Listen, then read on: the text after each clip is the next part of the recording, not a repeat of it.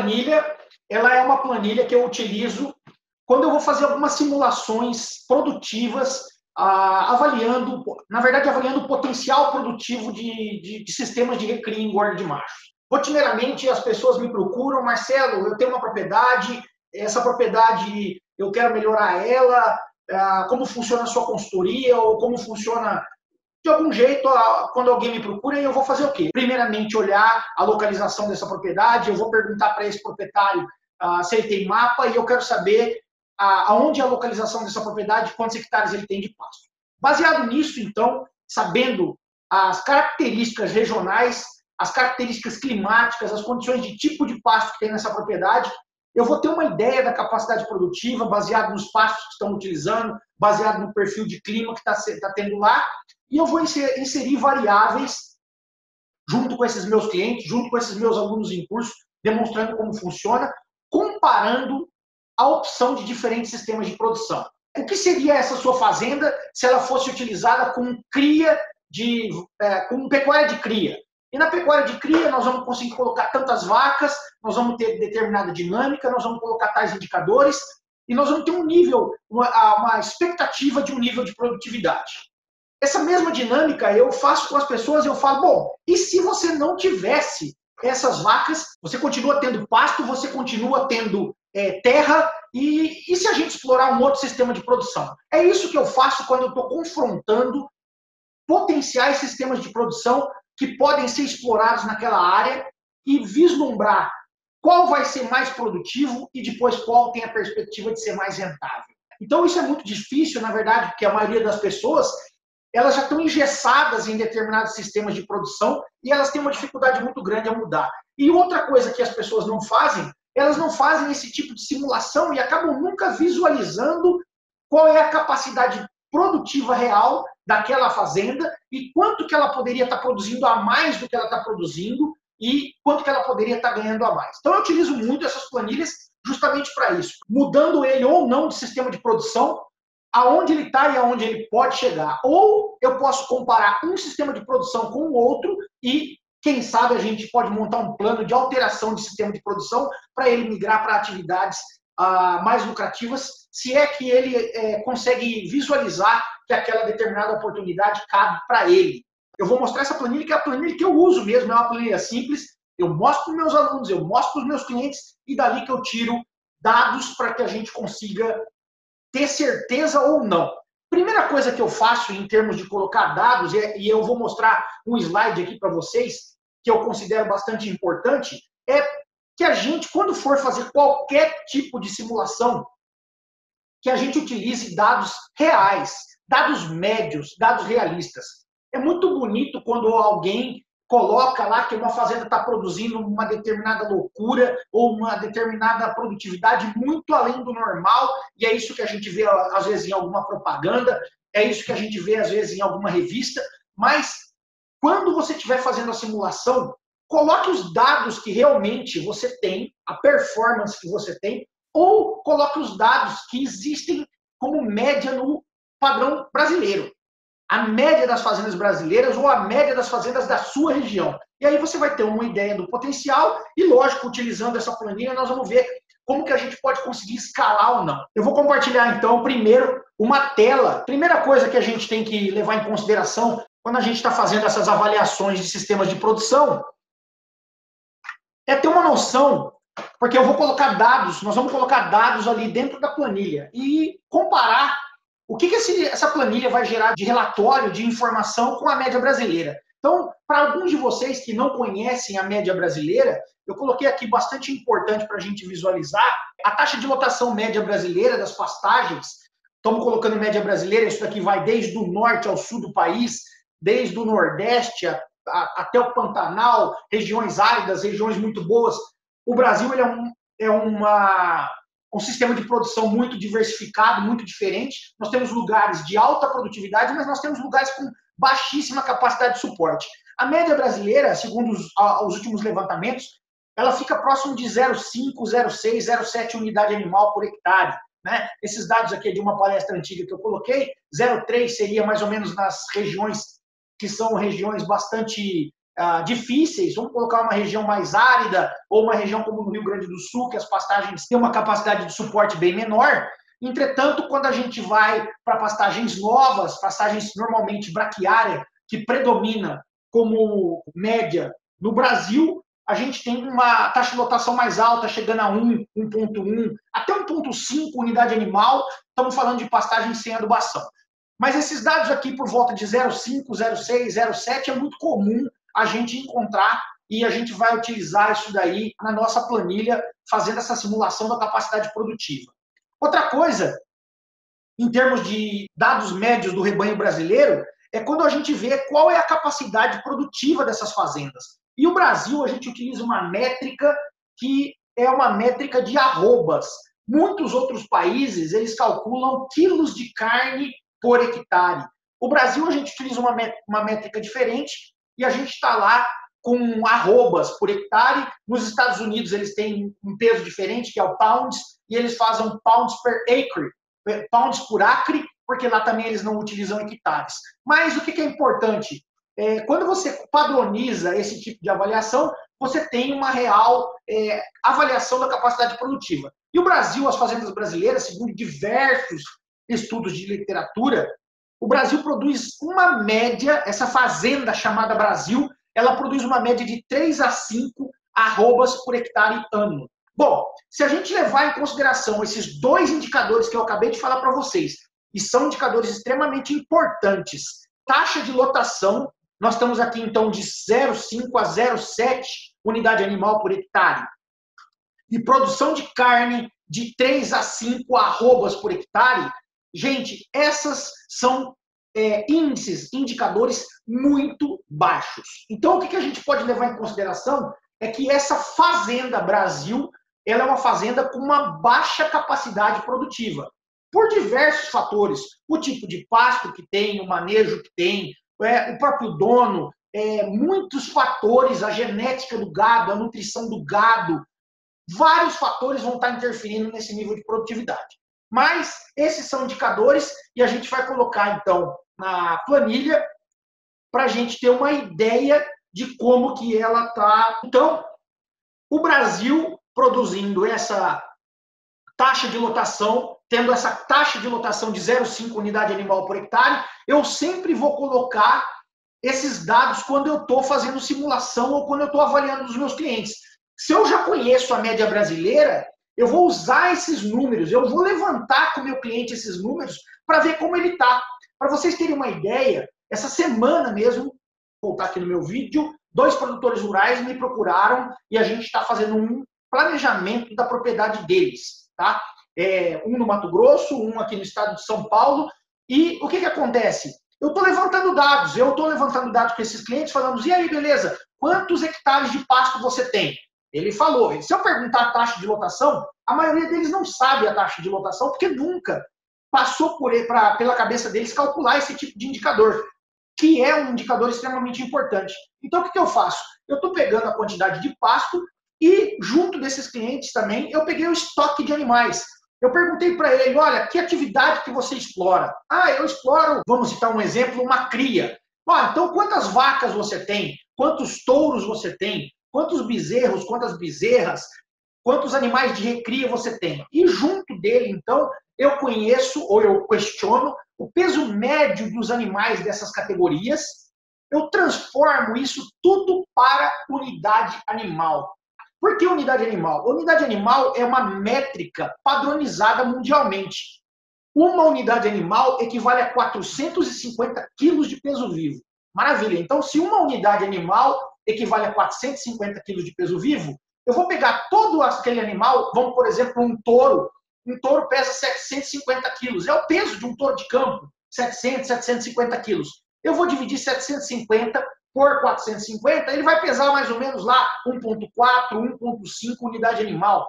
Uma vaca de campo, uma vaca brasileira, uma vaca Nelore ou anelorada, ela pesa em média 450 quilos. Então, cada vaca equivale a uma unidade animal. Eu vou pegar todo esse rebanho desse produtor, vezes a quantidade de animais e o seu peso médio, e vou transformar tudo para unidade animal. Depois eu vou somar o total de unidades animais que tem e vou dividir essas unidades animais pela área disponível de pasto, a quantidade de hectares.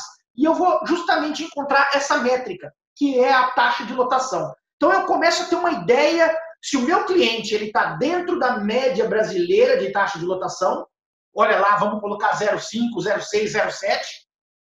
E lembro a vocês que essa taxa de lotação ela é baixa, é uma taxa de lotação ruim. Às vezes, esse cliente ele pode ter uma taxa de lotação maior, ele pode ter 0,9, 1, ou igualzinho uma que eu acabei de fazer o levantamento junto a um cliente, que ele está com uma taxa de lotação de 1,2, e eu, não conhecendo ainda a fazenda dele, o que eu não visitei ainda, mas eu questionei ele, falei, olha, que interessante, a média brasileira é de 0,8, 0,7, para uma média anual de taxa de lotação, e você está trabalhando com 1,2, mesmo sem conhecer a fazenda, eu já assumi que ele tem ou pastagens de muito boa qualidade, ou ele está com uma sobrecarga no volume de animais.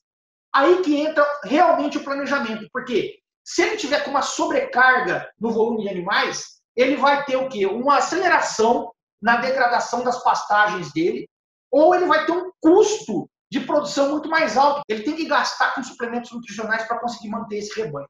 Então, nem sempre taxas de lotações muito altas ou quantidade de animais muito altas é o ideal ou é o mais lucrativo para o cliente. Nós temos que visualizar qual é a média brasileira, como esse cliente está. Lógico que eu preciso visitar essa fazenda, eu preciso ter uma noção da condição das pastagens desse cliente para que eu possa ajudar ele a planejar. Esse cliente mesmo que eu estava fazendo o levantamento essa semana, possivelmente, segundo ele me relatou a situação dos pastos dele, nós vamos ter que diminuir por um curto período, por alguns meses, a taxa de lotação da fazenda dele, acertar o manejo da fazenda, porque ela está sendo conduzida errada, para posteriormente eu conseguir melhorar. E a fazenda mesmo, ela vai, depois que houver uma melhoria de manejo, ela começa a pedir gado, né? E aí sim a gente vai, de uma forma bastante planejada, voltar a colocar uma quantidade maior de animais, e ela permite. E a gente sempre monitorando.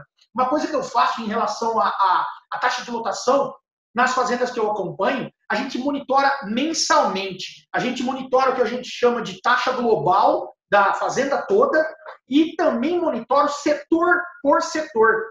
E a gente começa a identificar setores que aguentam muito mais carga do que outros setores, e aí a gente pode estar, então, pensando em investir mais em um setor ou em outro. Então, voltando a compartilhar aqui essa outra tela, a situação brasileira, lógico, eu coloquei uma foto aqui bastante gritante, e olha, é muito comum, essa foto é numa região do Mato Grosso do Sul, onde eu transito e faço bastante da minha consultoria, apesar de que eu trabalho no Brasil todo e no Paraguai, mas a gente encontra muitas vezes fazendas com algumas com excelentes condições de pastagens e algumas outras com pastagens realmente degradadas e isso daí gerando uma baixa rentabilidade. Bom, outra coisa que eu coloquei aqui, e essa daqui é um slide extremamente importante para essa apresentação que nós vamos fazer, a parte de idade dos animais. Nós vamos estar conversando, então, sobre recria e engorda de machos. Eu vou colocar esses dados na minha planilha para mostrar para vocês como que eu faço o levantamento da capacidade produtiva.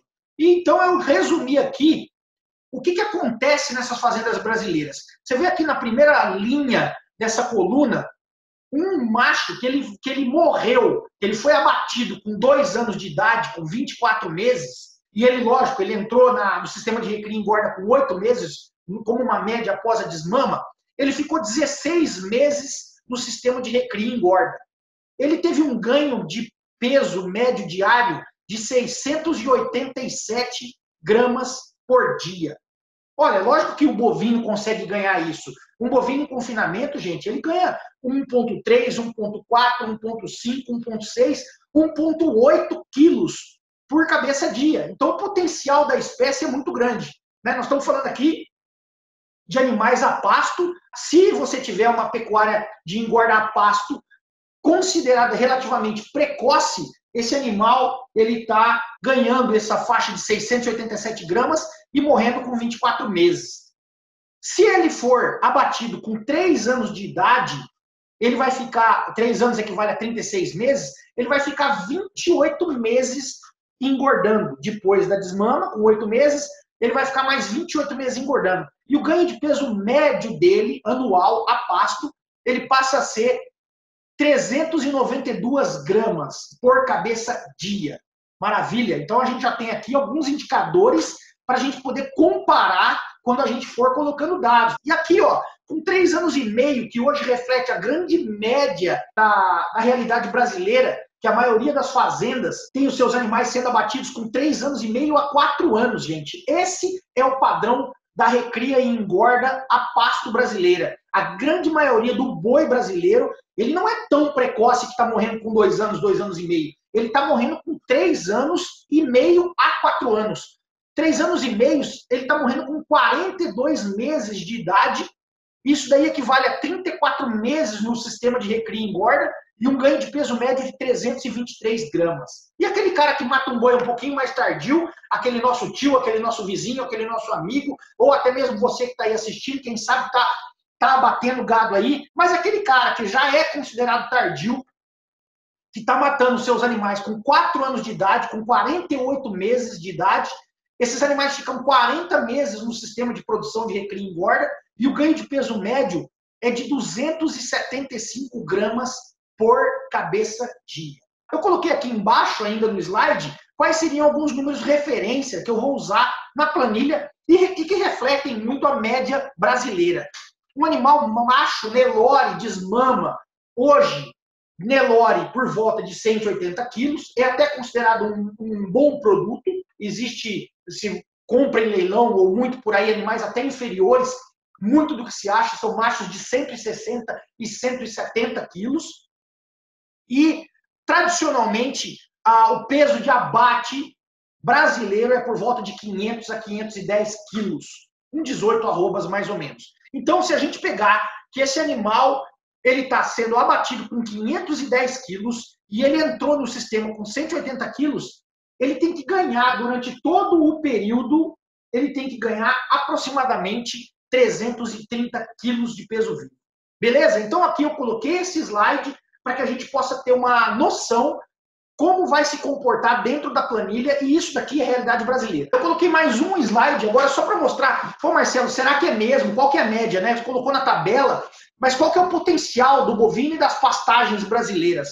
Então eu peguei aqui um estudo de diversas literaturas que a gente estuda e acompanha, tem 2 ou 3 que eu estou colocando aqui, 2 ou 3 tabelas, e vocês podem ter uma noção, olhando aqui, ó, suplementação no período das águas, né? Mas eu não quero nem suplementação, eu quero ver não suplementado. Qual é o ganho de peso, então, que a gente espera para a gente colocar na nossa planilha? Pastagem de braquiária, esse suplemento aqui, isso aqui são animais, são machos em recria e engorda. Pastagem de braquiária decumens. Olha aqui, ó, ganho de peso por cabeça dia na primeira linha, 490 gramas. 490 gramas. Então, a pastagem de braquiária decumens, um animal aqui, só para a gente ter uma base de referência, eu vou mostrar outros, para a gente falar, ah não, Marcelo, vamos colocar tal número na planilha para ver como se comporta. 490 gramas nesse estudo. Aqui também, se for olhar, o cara suplementou nas águas, ele fornecendo 0,7% de um produto energético do peso vivo, subiu para 610. Mas isso aí é outra coisa, nós vamos usar também um incremento depois quando a gente for avaliar o potencial melhorado. Olha aqui uma outra tabela, eu até grifei aqui o marandu, que é a braquiária brisanta. Olha aqui, se a gente pegar outubro, pleno período das águas, novilho macho, ganhando 815 gramas por dia. Isso é alto, tá, gente? Esse trabalho aqui está muito bonito. Normalmente é menor, tá? Um pouco menor. Quer dizer, tem que ter uma pastagem muito boa e um solo muito fértil para estar ganhando isso daqui. Já março aqui, quando a gente está em março, a gente já está num período do outono, fim do verão, outono, o ganho já chegou perto de 600 gramas por dia, 590. Com certeza, no pré-inverno, bem no pico do outono, caindo para 400 gramas por dia. No inverno aqui, ó, a gente está avaliando que esse ganho até está positivo, está com 100 gramas por cabeça dia, são machos, novilhos em engorda. Tradicionalmente, esses animais que são abatidos muito tarde, eu estou falando de 3 anos e meio, 4 anos, chega a ter perda de peso. Normalmente esse dado aqui é 0 ou até negativo, e uma média anual de 390 gramas. 390 gramas, se a gente voltar naquela outra tabela, olha aqui, ó, mata um animal de 3 anos de idade. A gente tem aqui subsídios para a gente colocar a informação, não é só o Marcelo que vai estar falando alguns dados. Vamos ver a própria planilha.